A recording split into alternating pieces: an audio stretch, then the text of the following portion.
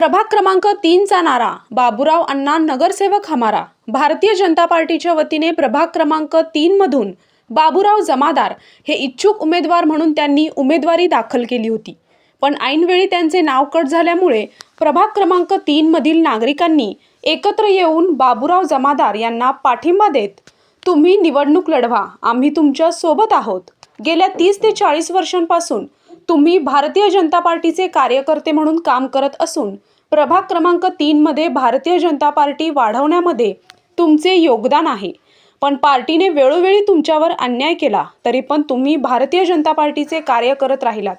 पण आता अन्याय सहन करायचा नाही, तुम्ही निवडणूक लढवा आणि आम्ही तुमच्या सोबत आहोत, असे यावेळी प्रभाग क्रमांक 3 मधील नागरिकांनी आता रडायचं नाही तर लढायचं असं मत व्यक्त केले।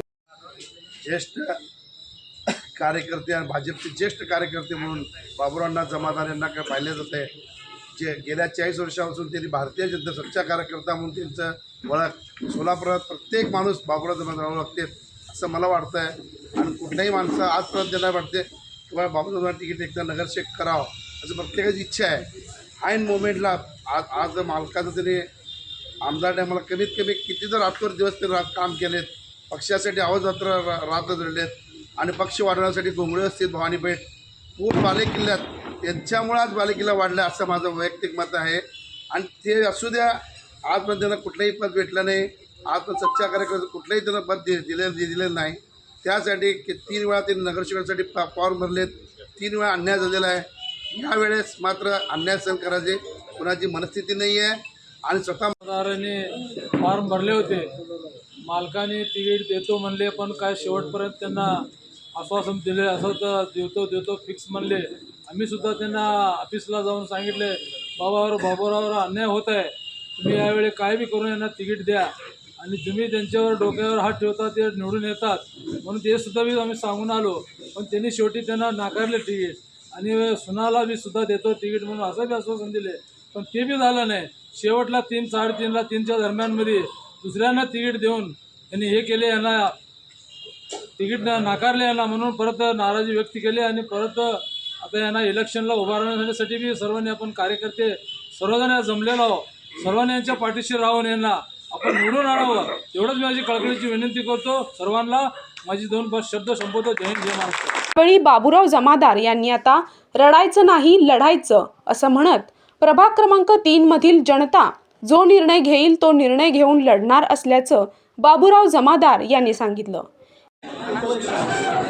माझ्यावर भारतीय जनता पार्टीचे आमदार असो अध्यक्ष असो या लोकांनी मला लोकांसमोर भारतीय जनता पार्टीचं 85 पासून कार्यकर्ता आहे म्हणून मला नुसता फुगवायचं काम केलं। मी आज कुणाचं नाव घेत नाही, कारण वारंवार हे आम्हाला तुम्हाला संधी देतो, तुम्ही काम करा असं म्हणत ऐन टायमाला त्यांनी मला तिकीट करत असतात। मी त्यांना सांगू इच्छितो, बाबूराव जमादार काय केलं तुम्हाला असलं त्यांच्या चुका सांगायला पाहिजे आणि तुम्ही 2 वेळा मला तुम्ही भारतीय जनता पार्टीचं बंडखोर उमेदवार करण्याची पाळी तुम्ही आणलेला आहे।